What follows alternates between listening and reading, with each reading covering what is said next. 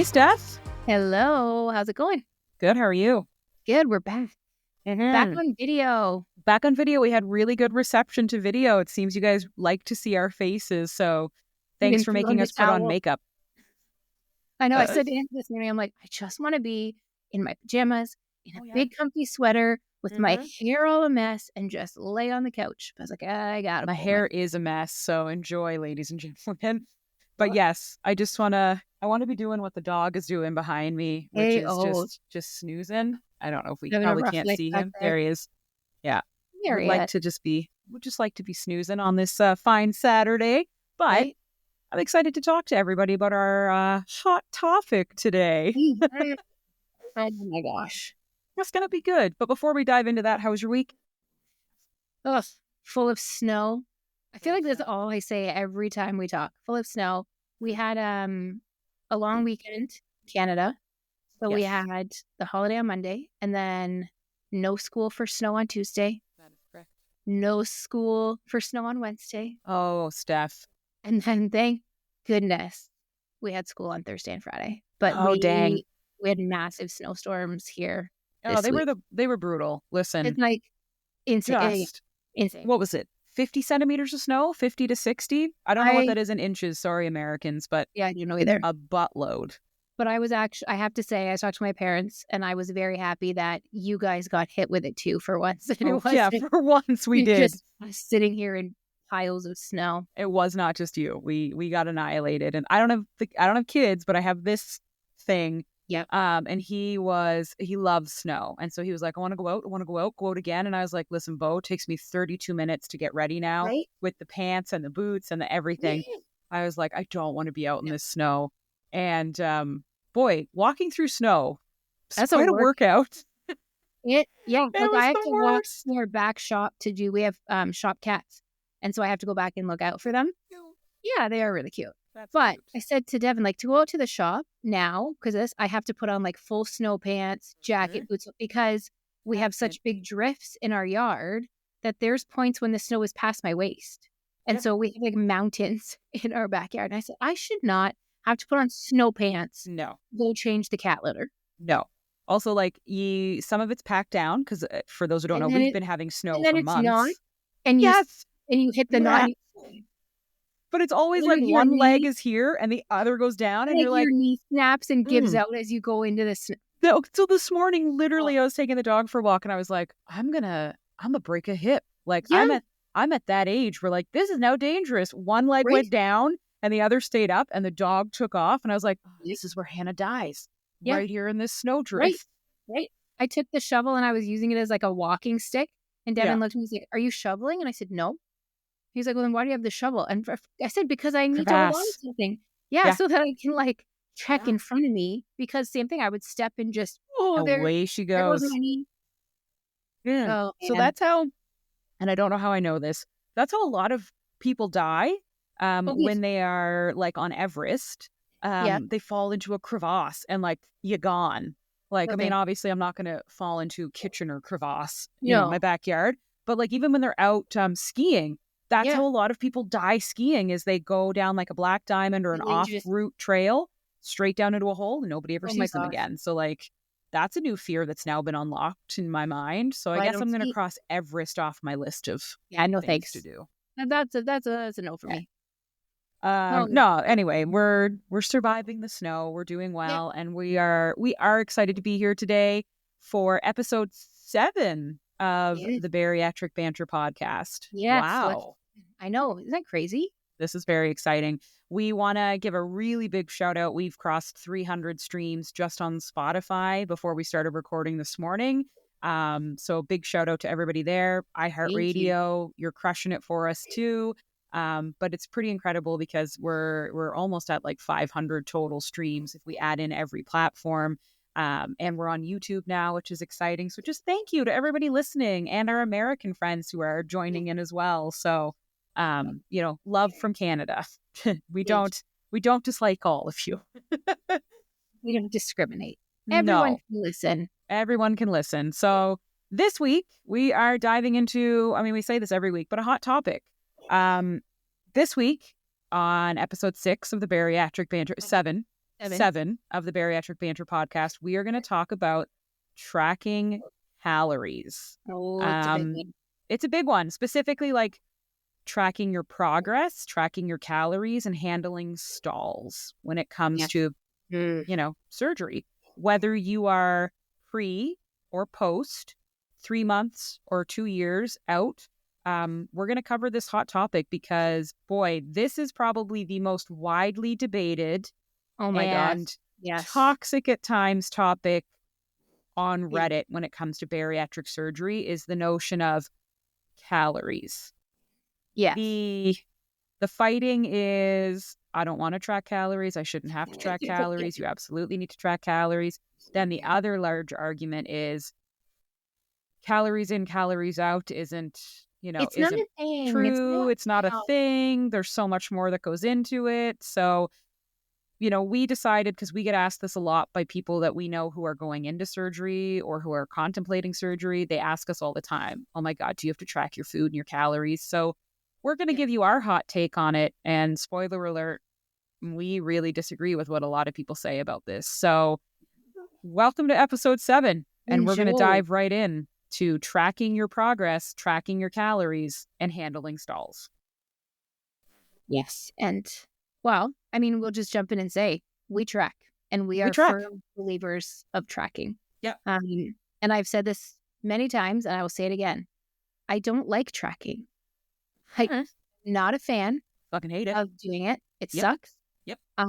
It's annoying. There's been many times, for me personally, I track my next day the night before, and plan it out. And there's many times when I have gone to bed and then all of a sudden been like, oh shit, I didn't track my day. And then I've gotten up, sat there, and put in all my food for the next day. Or you have to sit there and you're scanning labels. Like it's not fun. It's not the highlight of my day. However, if I want to hit my goals and I want to be successful and I want to ensure that I am eating what I need to be eating, I have no choice. It for me, it is a must. And if you think you can be successful, especially when you're starting out on a journey without tracking, I have been there. I have tried to say that before. Boy, are you wrong. Sorry, but you're wrong. Yeah. I don't love tracking. Do I hate it? I mean, okay, maybe hate was a really strong word to use. It's not that I have any issues with it per se. It's that I was lazy and would forget to do it, and it felt like a chore. But I would work with my therapist on this, where she's like, so how's tracking going? And I was like, I'll be honest with you, I'm not doing it. And she's like, why? And I was like, at the end of my day, I'm exhausted. I don't want to have to think about it. Also, and I'll get into this in a minute, my MyFitnessPal's just, it's more work than it's worth. But do I believe that this is one of the most important tools to my success? Absolutely. I cannot deny that. I'm 2 years post-op as of March 13th. I am not good enough to do this in my head mentally yet. You really think you are, especially towards the end of the first year. And usually you kind of screw yourself over by thinking, I can do this in my head. And every time I've then gone back in and started tracking again or putting it in, I go, oh. And it's not like, oh, Jesus, I'm eating 3,000 calories. Usually my calories are okay. It's the other areas where I'm like, oh, so that the protein's at 60, or, my sodium is super low, which has become a big issue for me recently because, as you lose a ton of weight, sodium and running, and, my doctors have said, girl, you need to get your sodium up. Like you are losing more than you're putting in, and it's going to be dangerous. I digress. When I've put stuff in, I've realized, I'm still not smart enough. I'm still not educated enough to do this on my own mentally. I'm underestimating a lot of things. I'm underestimating the bite I've had of this, or I'm underestimating how much that is. And so it is controversial that people say, I don't want to count calories. It gives me, mental health issues, or I'm going to get an eating disorder. For me, I am not fearful that I'm going to develop an eating disorder where I don't eat enough. I'm not worried that I'll develop anorexia or bulimia. or that I'll starve myself and like really calorie restrict. For me, the eating disorder that is, going to be the one that I need to watch for is binge eating, because that's what led me to be obese in the first place. And a lot of obese individuals suffer more from the binge eating Oh my gosh, disorders. yeah. But Yeah. when you start looking at calorie counting, all you see is people saying it will give you an eating disorder. It's going to cause an eating disorder. You're going to stop. It might. I can't deny that. It For might. And some that's people, sure. horrible. Yeah. But for the vast majority of us that need to have this surgery, it's because of our eating habits. And it's because they go in the other direction. We eat too much. We undercalculate. You need to count your calories. I'm Yeah. sorry. You Or need to. we don't admit it. We don't want to admit it. Yep. And tracking it is a wake up call, because And we don't want to be faced with it. yeah. And like I've said, I was so guilty of a little bit of the off the kids' plate. Like they didn't finish and I would clear the dishes and do dishes. Oh, they just have a bite left. Oh, they have a bite left. Or while you're cooking and making dinner, you're having a bite here, you're having a bite here, and then you're having a bite this. It all adds up and you don't realize how much those little bites throughout the day become a full additional meal by the time you end. Or like we've talked about, those foods like chips and crackers. And things where the serving size is nobody is eating a serving size. No, Nobody. even bariatric patients. Fine. Yeah, and that's fine. But again, you don't have any concept of how those numbers are adding up at the end of the day. Correct. And you need that wake-up call to then sit there and say, holy shit, I just ate 3,000 calories, maybe a quarter that was protein. I had no fiber, and I wonder why. Number one, I feel like crap, I'm bloated, and I'm not gaining weight, or I'm not and losing I'm stalled. Yep. weight. And there are people, like, I'll be very honest with you guys, bariatric surgery does not automatically restrict calories for you. Yes, in your first year, it kind of does, but there are plenty of people who are 3 to 4 months post-op eating 900 calories. Okay.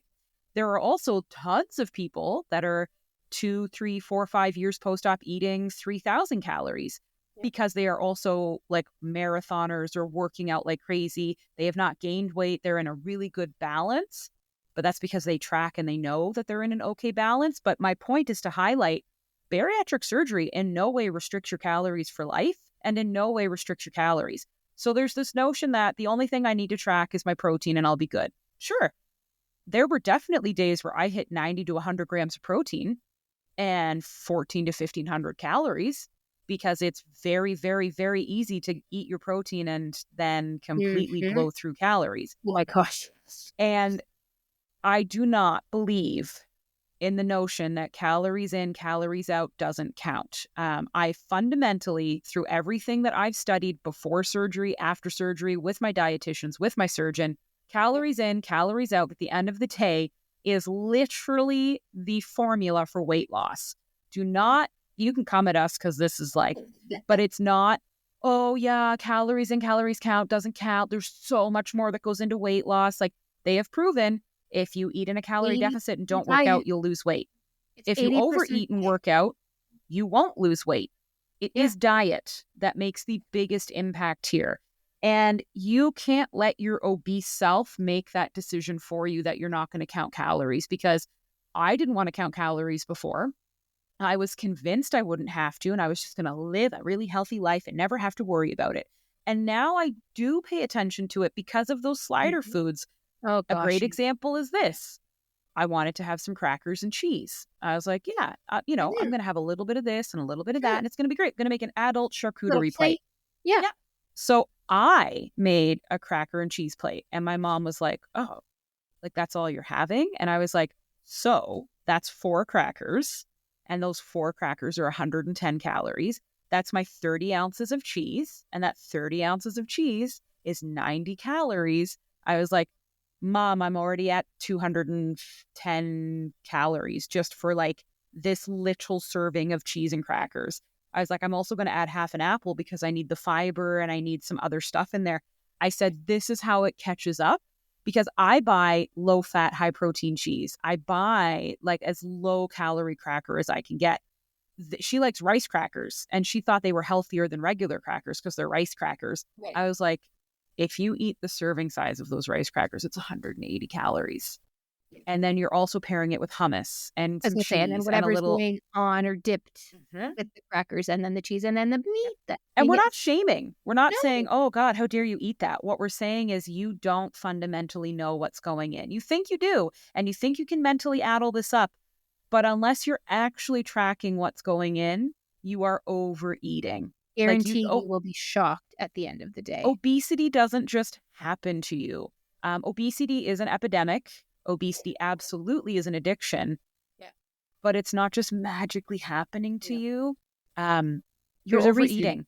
Your portions are too big. You're not eating what you think you're eating. You're fooling and lying to yourself. I've had a lot of obese people who are in my life say dead ass to my face, it has nothing to do with my calories. I am not overeating. There's so many other reasons I'm obese. It's my diabetes, it's my genetics, it's my PCOS, it's my this, it's my this, it's my this. Yeah. No, at the end of the day, I can guarantee you if you worked with an expert and honestly tracked what you were eating for a full week, you would realize that it's your portions, it's your food, it's your fat, it's your calories. You're not eating in a calorie deficit because No. you would lose weight. You would And those things can absolutely. contribute, and there's certain foods that maybe are harder for your body to digest or take Absolutely. longer for your body to digest. Like we know with PCOS, there are certain foods that your body struggles to digest those Yes. well or to digest them in the proper time. But again, that's why it's important to think about what you're eating, track what you're eating, look at what you're eating. And at the end of the day, as we said on our previous episode, those things don't make it impossible They to don't. lose weight. Yeah, you might lose weight way slower Sure. than somebody else, but ultimately it's 80% calories, 20% exercise is what it boils down to. Basically. And we talked And about people like you think like a big culprit is we just talked about salad. You think you don't need to track your yeah, macros or your food because it's fine. I'm having salads I'm and I'm eating having natural. make it home breakfast sandwiches like you were talking about, which is Oh, yeah. great. But how many of those salads, and this is something that too I learned the hard way because I Me was too. one of those people that Me was too. like, Devin would get McDonald's and he'd get his, 3 burgers or whatever he was Mhm. getting. And I would, no, I'm just going to get the salad. And Salad. you honest to God, think you're making a great You choice. do. And then you look at that salad and it's 1,100 calories. Yes, I would have been better off to have a Big Mac, you absolutely would. And that's the thing is right? I had a neighbor over and she said, let's order out for dinner. And I still order out. And I said, yeah, I would like to find a restaurant, not a fast food chain, because I'd like to order something, like a little steak and veggies or maybe some ahi tuna. She said, well, I'm just going to get a salad. I'm really watching what I eat and watching my calories. And I went, okay, good luck finding a salad. And she went, what? And I said, just look at the calories. And she immediately was like, you are kidding me. And I was like, yeah, almost every salad at Moxie's is over 800 calories. And it's not just oh, well, you're getting the crispy chicken with no, it's their, Asian chicken salad with roasted chicken. It's their Cobb salad. It's like any of their salads are Those over healthy 800 bowls. calories. Yeah, Yeah. with the exception of the steak salad, which is under Yeah. 500 and it's really great and I highly recommend it. Love that goddamn steak salad. Chef's kiss. But this is where like you think you're making healthy choices. Oh, I'm gluten-free. I eat really healthy. Most gluten-free recipes are made with almond flour. Almond flour is ground almonds. Almonds are super high in fat. So just be cautious. Right. You think you're making good choices, but you don't realize how fast salads add up. Even salads at home. There's a great Instagram video about, hey, you got your lettuce, you put a Yep. little bit of chicken and a little bit of cheese and a little dressing, and now you're at a 700 calorie meal. Yeah. And salad is not going to fill you up. There's very little fiber. There's not enough protein in it typically. And then you're going to be hungry again in a bit.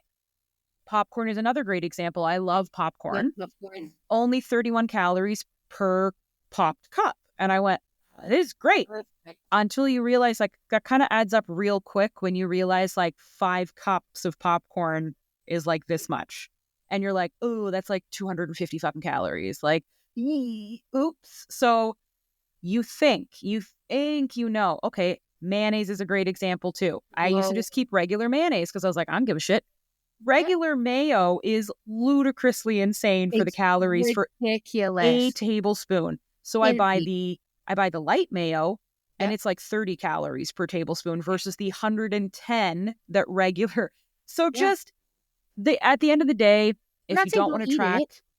Yeah. And that's we're your not saying choice. don't eat the stuff, but Oh, eat what you want track to it eat. and be cautious of it, right? Like if you want to have, um, who was it? There's these women on Instagram and I followed them for a while and they have, I'm going to say weight loss program, but they do a lot of Okay. mindset. Like it's not about dieting, but Oh, they very much yes. do like track your food, be cautious of what you're I know who you're eating, talking eat about. in moderation. And they're the ones that got me hooked on the, this little tip on the red pepper dip. Summer fresh, if you're in Canada, summer fresh roasted red pepper dip. It is Yep. phenomenal. You can So have good. the entire tub for like 210 calories. So I now use that as salad dressing. I use it as dip because for 2 tablespoons, I can't remember what it is. But anyway, it's very low So good. calorie. Yeah. So like when I make salad, I'm somebody who likes creamy stuff, like creamy Me too. dressings, right? But like you say, ranch, I'm just going to put a little bit of ranch on. Well, who's really putting 1 or 2 tablespoons of ranch on a salad? That's 110 calories Yep. alone. And nobody's. Alone. Alone. So I'll take the red pepper dip and I'll mix it with some balsamic vinegar to thin it out a little bit. And that is my go-to. So we're not saying you can't have things. And they did a thing where they ate a donut from Tim Hortons. They had Tim Hortons donuts every day and they lost weight, but they worked it into their macros for the day Correct. and they tracked. So nobody is saying you can't have the Big Mac that, Correct. or you can't have the donut, or you can't have the cookie, but be aware of what the macros are for that and make sure that you can fit it into your day and then build your day accordingly. Correct. Um, because otherwise, like I said, you don't know. You And don't. it's not that You you're don't. necessarily, you're not trying to sabotage yourself. Like when I wouldn't track, I legitimately thought I was making healthy choices by Me having too. the McDonald's salad, right? Or by having the booster juice as Oh my meal God. because And you it's a don't realize the sugar that's in it. And yeah. yep, I genuinely did think Oh, and I thought so soon and after I feel surgery so that good. I knew it It feels all and I didn't fantastic. need to track. Girl, I needed to track. Yeah, I did.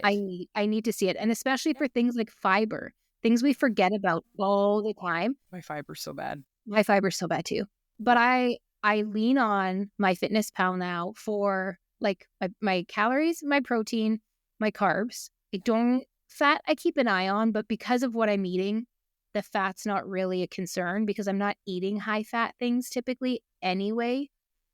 Sugar I pay attention to, but fiber, things like that I never paid attention to, that because I was tracking, I had no way to Yep. account for that. But because it's all laid out in my app now, I can really quickly go and look, oh shit, I'm only at 3 grams of fiber today. I Yeah. better rebuild some of my meals and pump that baby up a little bit. It makes you relook at your meals, right? Where you're like, you Yeah. know what? Maybe that dinner I was making isn't the best because it's only 15 grams of protein. Like there has to be a better way.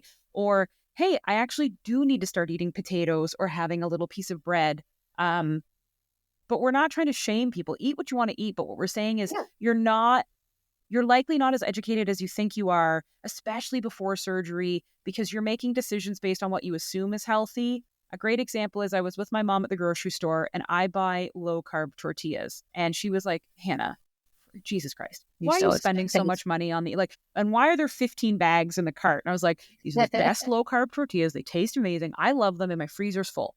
She went, there's no way they're that much better that you should be buying this many. And I said, okay, here's an example. Let's hold up the little snack sized one. Said, these are 25 calories. She went, yeah, okay. Ooh, they're probably, a couple calories better. And I said, go grab the snack size regular tortillas. So she did. And she flipped over and went, 80 calories. And I said, yeah, What? 80 and 1 to the 25 in mine. And I said, and these taste just the same.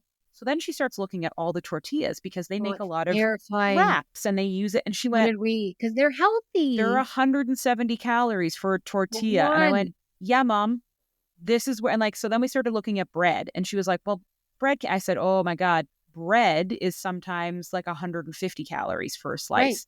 I said, one English muffin's 140. So Yep. these are things I only know because of surgery. But before surgery, I would go, whole wheat English muffins. Look how tiny this is. Like that's super Right. healthy. That's better than bread. It's actually not.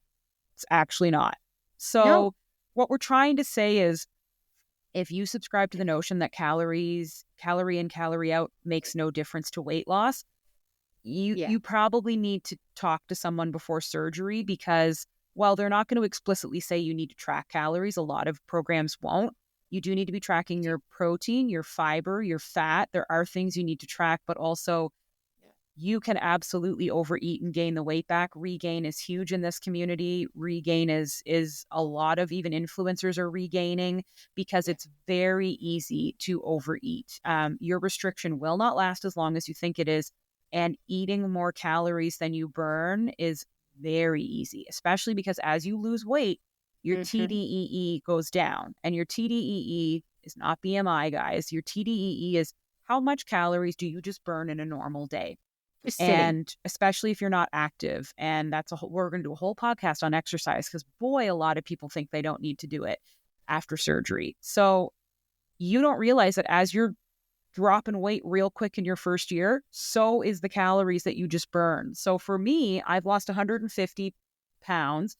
Where I'm currently at weight-wise and height-wise, living a sedentary life, if I wasn't moving and doing any exercise, my daily calories needed is 1,900. So many people blow through Oh 1,900. my gosh. Now, Yeah. because I'm a bariatric patient, I'm actually between 12 and 14. So I'm still in a major calorie deficit, but I'm also exercising heavily. I exercise almost every day of the week. So the other thing that I need to now take into account is, am I burning way more calories than I'm eating? And do I potentially need to eat more? You will meet a ton of bariatric patients who eat 2,000 plus calories a Oh day yeah. because of how hard they're exercising and working out. If I wasn't tracking, I could also run the risk of under eating after surgery. So it's not just to keep you from overeating. It's also to make sure, like, are you in the balance you need Are to you eating be enough? in? Are you eating enough? Because there are days where I literally was like, we're good. And I would track and be like, holy shit, I'm Oh only boy. at 1,000 calories. Right.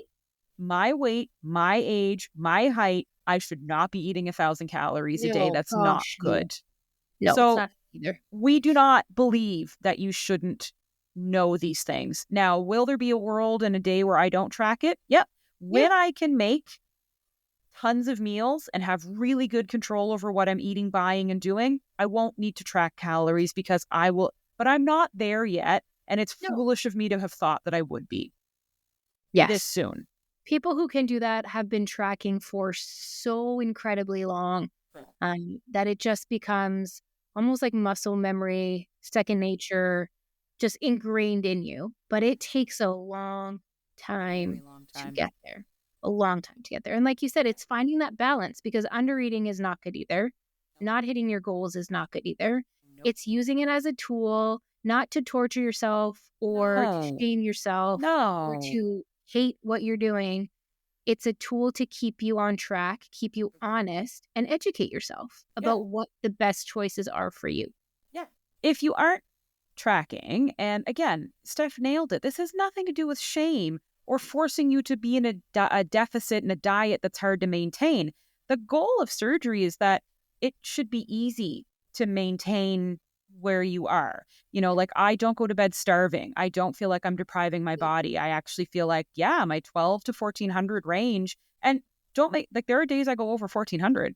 There are days where I'm at like 1,450, 1,480. But I feel good. I feel like, whoa, yeah, I really ate. I Appreciated. ate, I feel very satiated. I would never recommend that you feel starving and hungry. However, the reason that it's good to track this is, if I was starving and going to bed hungry and saying, I need to eat way more, then you need to go and say, hey, dietitian, so I'm at 1,400, but I'm still feeling really Yeah. hungry. And and then we can look at, wow, well, Hannah, yeah, you're actually burning like X amount of calories. Like, you need to increase this. Or, you're not exercising and working out. I don't know what, maybe we need to look at, like, you're not eating your vitamins, or you're not actually getting your water. Like, they can look at the whole puzzle and go, all right, let's work on this, because you shouldn't feel starving. But then you And also have something to work off of. You have yes, a starting point, because then we can say, like, are you ding, getting ding, enough ding. protein? Maybe you're not. Let's see what you've been hitting. And if you have no idea, how do you expect anybody to help you? Yes. So I'm working with a cardiologist because I've had pneumonia, and I'll do an episode about it because people have asked to hear. But for the last couple of weeks, I have not been able to work out because we didn't know what was going on. Spoiler, I've been given the all clear. But one of the big things was, well, we're going to look at the cardiac tests we did before surgery in 2023, and we need to compare. And that was a really big thing, was they said, listen, we're going to compare because we want to see that things are progressing, We need things a are getting baseline. better. And Yep. that was one of the big things from my call with my cardiologist, was she was like, boy, things have gotten way better from the first time I saw you. And that tells us that like everything we're doing is on the right track. And my goodness, it is just pneumonia. Now, had we not been tracking and following it, we'd still be going, I don't know, Hannah, was it pneumonia? Was it not pneumonia?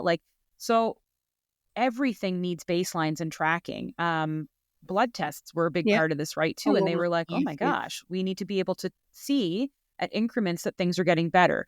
I couldn't have rolled up to this and been like, oh, trust me, like, Bye. I don't want to look at those things. Like, I'm Yeah. good. They're not important. No, there's a medical reason too that you kind of want to know. So if you don't want to do it every day, fine. But I think you still monthly need to touch base and just at a minimum, put your recipes in. You don't need to every day, if you don't want to, track calories. And like, I don't every day sit and go, okay, well, today, but several times a week, I will put my recipes into my Fitness Pal so that I have a baseline to say, oh, okay, most days I'm averaging this. Great. I'm happy with that.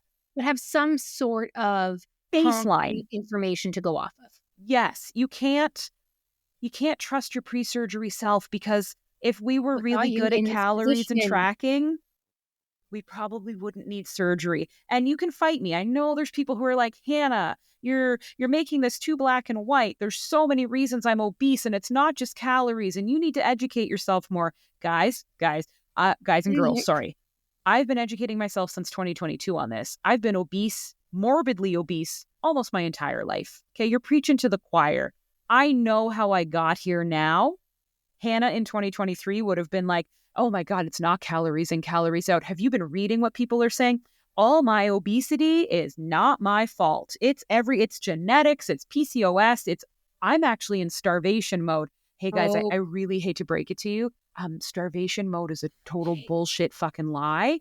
not It's not real. It's actually quite, you probably shouldn't be using it because it's quite insensitive to actual starving human beings. There is no such thing as starvation mode where your body is eating so little that it makes you morbidly obese.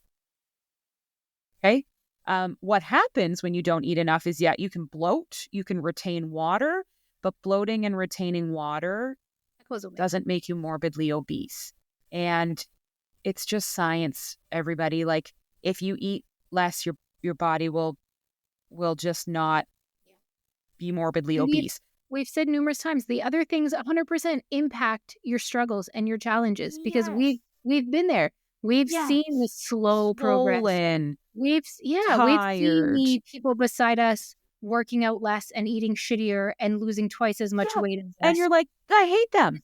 Yeah, and we've seen the regain, and we've seen the roller. Like, we have been there. We've experienced it. Yeah, it has 100% made the journey that much more challenging and made it that much more frustrating, exhausting, and demoralizing, and you name it. But is it at the end of the day? Yeah. But at the end of the day, is that the root cause for why we got where we did? No, it piled it on. It made it harder to deal with. It caused mental health issues. Yeah. It caused a lot of other issues with it. And it made it really damn hard to get where we wanted to be without this additional help. But it is not the be all end all of why we were where we were. It didn't make me obese. And I know that. I know that it made me gather weight around my belly, and I know it made my face swollen, and I know that it did impact my mental health, and hello, Bobo. And it did make me apathetic and miserable and not want to stick to anything. But it's not why I was morbidly obese. And it would be a disservice to keep telling people that that's why you're morbidly obese. Because the truth was, had I made way better lifestyle changes that I actually tracked, I would have started to lose the weight, because in my life, I did lose the weight once before. I did manage to go from 250 pounds to 190 through walking and diet changes. And here's the funny thing. It was a calorie deficit that I did not know I was in, because I spent that summer eating McDonald's French fries and dollar summer drinks. I was a camp counselor who was broke as hell, living in Toronto. And if you saw what I ate, you'd be like, how you not dead yet? I ate Chinese takeout and McDonald's French fries and their dollar drinks almost exclusively. But because I was broke as hell, that's all I had was like McDonald's fries, the dollar drink, and then I'd order Chinese takeout at night. I was in a massive deficit because I was broke and I was walking everywhere. Now, it wasn't healthy and I never recommend it. But what I'm saying is I still had PCOS. I still had genetics. I was morbidly obese my whole life. And somehow I went from 250 to 190 in literally 4 months. Right. Now, No, did I gain it all back? You sure as shit did, because I didn't know how I had done it. It wasn't sustainable, and I was not eating in a calorie deficit. I had pneumonia. Everybody knows, oh my God, Hannah, shut the fuck up about pneumonia. I had pneumonia, and in 2 weeks, I lost 16 and a half pounds because Your I was face so was sick. like, yeah, it was gone. bad. My face was, and I was gray. I looked like death, but I couldn't eat, and I was barely drinking. My sodium was so low, my sugars were out of whack, but I was in a major calorie deficit, and the weight was dropping. I'm not advocating do this, but what I'm saying is I still have PCOS. I still have, genetics. I still have all these things. Yeah. And I literally for 2 weeks couldn't eat or drink, and away I went. And morbidly obese people have been here. You've all had the flu. You've had something where you went, whoa, I lost dropped 10 all. pounds this week. So please don't come to me again. It's almost an insult for you to look me in the face, pretend like I wasn't obese my whole life, and tell me calories in, calories out are not how you lose weight. Okay, if that's what you want to believe, like I'm fine with that. Good luck to you on your journey. I really encourage you to talk to someone about that. Speak to a therapist that specializes in eating disorders and weight loss. Speak to a dietitian that specializes in eating disorders, weight loss, and bariatric surgery. Express these concerns to them. And that's fine if they can give you a plan that works where you don't have to do that. But somebody in your medical team will be tracking that for you. Every dietitian that I have worked with needs to know the calories that I am eating, just like they need to know the water I'm taking in, the variety of food I'm eating. There's a reason that the biggest part of the surgery focuses entirely on food. Food journals. It's like we spent maybe 2% on exercise. So many food. The other 98% diet, food. So the amount of food journals we had to submit through this process and then resubmit and then make changes to and submit again. And again. So you think you're not tracking about working out?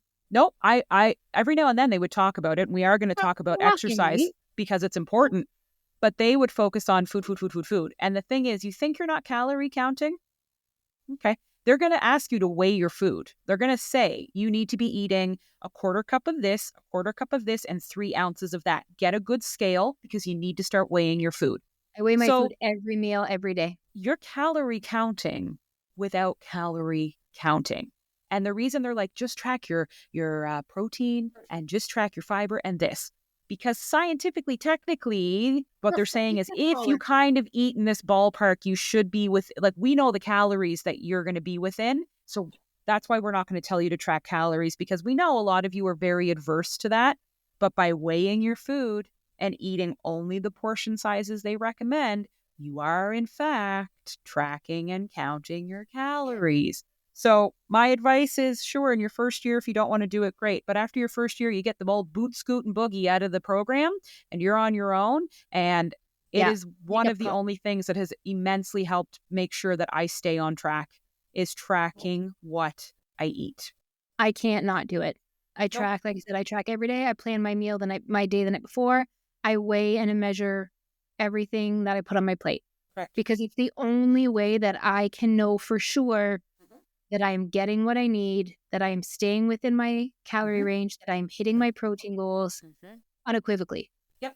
This is what it is. And I'm going to probably do it until I'm 5 years post-op, until I'm out of the really scary regain window, which like regain will happen at any point in life. But until I'm out of like you were at the highest risk for gaining the most back, I'm going to track. And this is just our advice. We're not medical experts, but we certainly have talked to enough of them. We know enough people who've done this, who are doing it. We've gone through it, and both of us were morbidly obese and suffer from PCOS and many other health issues that a lot of you have, including genetics. And this is our strongest advice if you want to be successful. And we'll talk about it in our next episode. We're going to go over surgery. We're going to, not surgery. And our next episode, we're going to talk about exercise. Sorry, our last episode was all about surgery. Boy, that's where my brain is this Saturday. But in our next one, we're going to talk about things like exercise and stalling, and what that looks like for us. But it's just our advice. I heavily believe in tracking, and there's a great influencer, and I love her. Flushed Away. I like following her. Her husband also just had surgery too. But her big thing is, outside of just tracking, what they eat, she also weighs herself, which is controversial. She does it every day. And her advice, and this kind of resonated with me early on, was I was super obese my whole life, and it didn't just happen overnight. It was, small changes, and it just caught up with me. She said, I don't want to wake up one day and stand on the scale and go, oh, wow, it all caught up with me. That happened. She wants to know if things are going in a direction where she needs to step in and take control. And when I started thinking about it that way, I went, well, that doesn't seem like it's not so scary, bad for my mental health. And that doesn't seem like it's obsessive. Like, that seems like I'm going to hop on, take a look, and go, okay, great. So I do the same thing. I do weigh myself every day, just like I calorie count. Not every day, but at least a few times a week, I'm tracking those calories. But I do the same she does, and it's not out of obsession. It's because I do want to make sure that I don't wake up one day and realize I've gained 10.5 pounds. If I start gaining, then I'm going to look at my calories and go, okay, have I changed something here? If I haven't changed something there, has my fat gone up? Okay. All right. Now it's time to reach out to the clinic and say, I'm eating within my deficit. I'm not drinking enough water, and I've stopped exercising, and I've gained 10 pounds. What should I do? Like, keep track of these things, because they're going to ask this. If you start gaining weight, they're going to go, well, what are you eating? What are you exercising? What are you drinking? And if you don't track it, you're literally going to be on the call with them and go, yeah, like, I'm doing that. Are you though? Are you? Well, and like I said, then you can stay ahead of it, because I used to be the person that would jump on the scale every day and be obsessed. And I stopped doing that because I knew I would get so obsessed with that number. And sad. And and if I saw the slightest little increase, it was like, well, this isn't working, forget it. And I would sabotage myself. But now it's not. I look at it differently. Like I said, I'm using it to know if I'm staying on track. And if it goes up a little bit, it goes up a little bit. Yeah. Am I holding water weight? Probably. Did I eat a chunk of my protein later than I should have, and it's still sitting? Probably. Is my cycle in a certain spot? Maybe. Did I exercise yesterday? The scale, and I have learned this now with my body, but this is where you learn patterns. If I exercise, I either stay stagnant for a few days or I go up a little bit. And then when I have my rest, and water retention, right?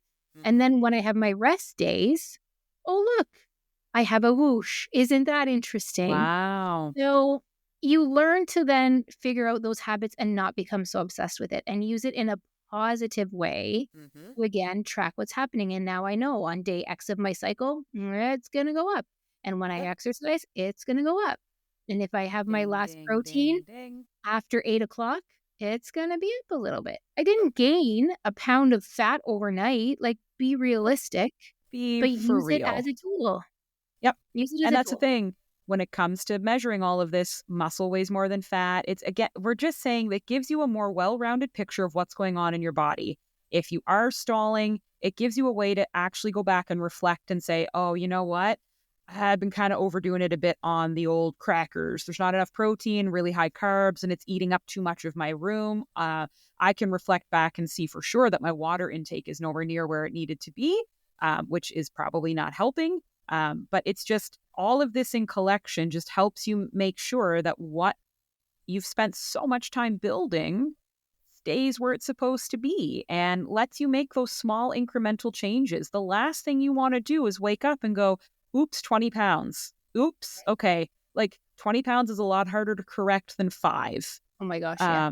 It's a lot easier to catch these things and then make said changes. But also, it's okay to be like, oh, yeah, I'm going on vacation. These next 2 weeks are going to be a free for all. And then I'll come back and get back on track and then check. Oh, yep, I'm back on track. But all of this to say, I'll end this podcast from my perspective by just saying, I highly recommend that you do this if you want to be successful. I struggle to see a lot of people being able to successfully do this without it. And sure, you are going to be able to go on the internet because that's what the point of the internet is. You'll always find people to back up your side of things. So sure, you'll find people who claim that they're 6 years post-op and that they don't have to track calories and they never did and they're great.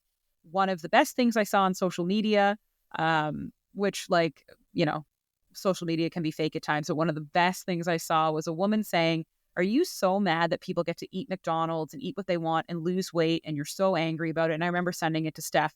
She said, just know that is the smallest percentage of their entire week that you're seeing. And you're likely not seeing that they didn't have anything else all day or that was actually just a small treat and a small blip. Like, just be aware that you're always going to find people that tell you you can do this and do this and do this and do this. And it's probably not what they're doing or not what they're following. And that goes the same for us. Sure, we're telling you what's working for us, but you can go and find people that tell you what we're saying is total horseshit and not true. We're just giving you the advice that we have seen work really well for us. And we are advocating that without having tracked these things, we would have fallen off the wagon by now. Agreed. It's just a tool, and it's just to help you stay on track, have that well-rounded view of what's going on, have that information to compare down the road when you need to, and just have the more information, knowledge is power, the more information you have, the better, so that if you need to make changes, if you're struggling, if something's not working, you have things to go back on and look at and review and figure out where to make those tweaks and changes instead of feeling so lost and so alone and having no idea what to do. This will help guide you on where you can look to make changes and make improvements. It's just a tool. But let us know in the comments. And again, it's totally fine if you disagree with us. But just let us know. What do you think? Are you a calorie counter? Are you post-op and not doing it? What has been successful for you? What are your habits and rituals? But again, like we said, we're not here to shame and judge. Do what you want to do. I eat donuts. But it's, moderation and tracking. It's just our advice. It's just what worked for us. Again, maybe in 3 years, we'll change that advice when we're further out from surgery. But for right now, we believe heavily in it. And we absolutely believe that calories in, calories out play the biggest part in your weight loss journey. So thank you for listening to us on this episode. Next week, we are going to talk about exercise and we'll touch on stalls because we didn't get to it this week. But what does exercise look like? What do we do? And how do you beat a stall? And how often are you going to stall in surgery? So we'll cover all of that. But like usual, we appreciate you guys coming along. And Steph, thanks for talking with me again this week. Anytime. Thanks, everybody. We will talk to you next week. See you next week, everybody.